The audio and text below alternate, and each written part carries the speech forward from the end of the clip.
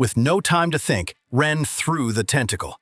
The improvised projectile flew straight toward one of the assassin's legs, beginning to absorb mana at the moment of impact.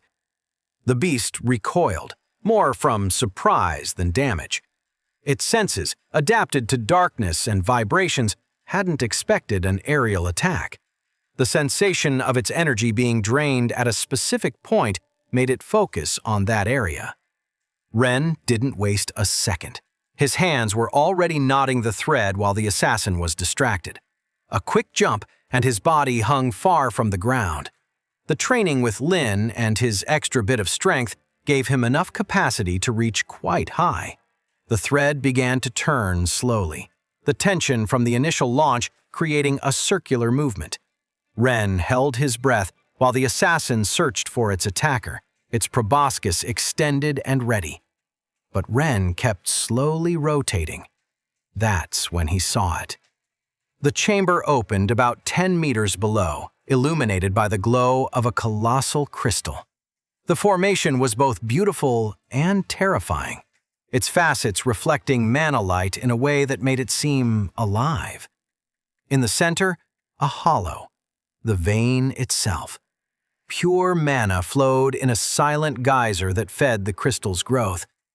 And there, on a ledge near the base, 2 eggs. The first wasn't a surprise. A hunter bug, exactly one of the 2 he expected to find if he found anything. The egg had the characteristic pattern of its species, promise of a silent and lethal predator. But the second, Ren had to contain an exclamation that would have been fatal. His eyes couldn't be seeing correctly. It was impossible. The egg had the unmistakable design of a lesser carbon shark, what could one day evolve into a diamond hydra. Knowledge flowed frantically while he rotated in silence, the assassin still searching below. Diamond hydras were legendary silver rank 3 creatures, so rare in history that many doubted their existence. It makes no sense, he thought, while the thread kept turning. Hydras form much deeper than bugs or beetles, close to their dragon mothers in the depths. An egg like this shouldn't be here, so high up in such a small vein. The probability of a hydra egg not hatching before reaching here was infinitesimal. Unless knowledge whispered a possibility. The core of an adult hydra, collected by the highest level of assassins, passed from one to another in their territorial battles. A core that was finally released when its last possessor reached golden or platinum rank, and somehow managed to ascend high enough to be reborn. But it was speculation. It was as if there was a void in the information, a mystery his mushrooms couldn't decipher at this rank. What he did know was that he wanted it. A diamond hydra's skill set in its early levels was exceptional.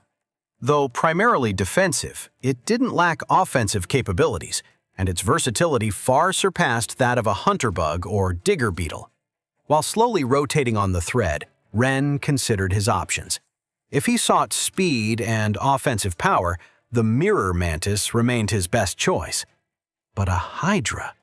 Even if he didn't choose it as his first, it could be perfect as a second battle beast in the future. A movement in the chamber interrupted his thoughts.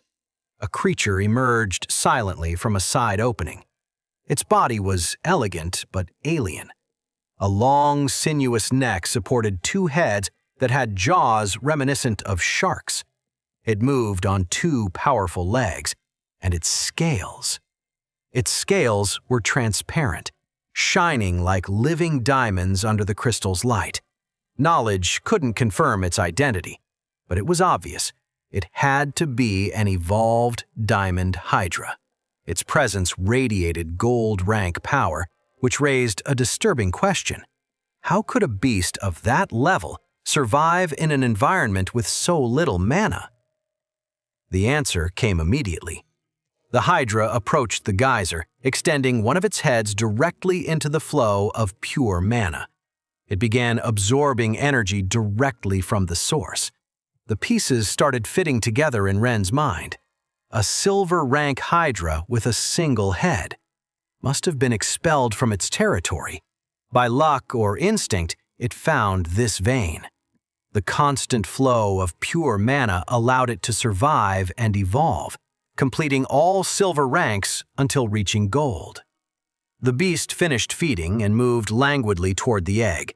Its body coiled around it in a protective gesture, but its movements were slow, almost lethargic. Despite the geyser, the vein was too small to keep it truly active at this superior rank. Soon, it would need to return to the depths, but... As he watched the beast settle, Ren understood something more. The cycle of hydras at higher ranks must be very different from deep assassins, worms, or beetles. That was his assumption, seeing the protective behavior with the egg. It seemed that egg dynamics were more complex than he had expected. Knowledge revealed more. The colored eggs containing the 3 known evolutionary line possibilities only formed when veins passed near the mothers, the dragons of each evolutionary line dwelling much deeper below. That's where brown eggs formed, for example, having bugs, beetles, and moles as options. What arrived here was different. They were cores returning to the cycle thanks to the deep assassins. These creatures collected the complete cores of their prey, displaying them as trophies on their backs. As they evolved, they fought among themselves for these collections. But upon reaching gold or platinum rank, something changed. They discarded their trophies, casting them into the depths. Most of these discarded cores were reborn as basic iron evolution in the lower levels, only to be devoured again. But some managed to ascend, transformed by their journey through mana-saturated zones. That's why most hunter bugs and digger beetles became living tunnels or deep assassins. The dense mana shaped them during their ascent. That's why there are so few young stages at this height, Ren understood. Those who managed to climb high enough had the chance to evolve along the way. It was a perpetual cycle. The assassins collected, fought, evolved, and finally released. The cores fell, were reborn, ascended, or were hunted to try again. And occasionally, very occasionally, one reached high enough without evolving. Worms were slightly different. They weren't born from eggs like other beasts. They emerged from the depths, fleeing from even deeper zones in the same way. Those who managed to reach higher levels were the survivors of a deadly race from the abyss. It was a cycle generated by the mother worm, the devourer dragon of the depths. From its skin, thousands of worms were constantly born, or so they said in his stories. His knowledge didn't reach that far yet. But where worms had no parental care, nor beetles, where assassins began collecting cores from bronze rank, hydras clearly had different behaviors beyond gold rank. Perhaps it was parental care that allowed them not to need to rise to high levels to evolve, and made them so rare. But as these were behaviors of creatures not within his knowledge range, it was a missing piece of the puzzle, an aspect of the cycle that current knowledge couldn't reveal. What did hydras do in their highest ranks? Why would an egg be here, next to one of higher rank, when most beasts abandoned their eggs to the cycle? The deep assassin kept searching, and Ren hung between 2 mysteries: the predator that couldn't see him, and the hydra that defied everything he thought he knew about the beast egg cycle. With careful movements, Ren extracted the flask with the potion Zhao had given him. The green liquid glowed softly as he uncorked it. It was his last defense against mana overload. Wait, that's not the end. You've just had a free taste.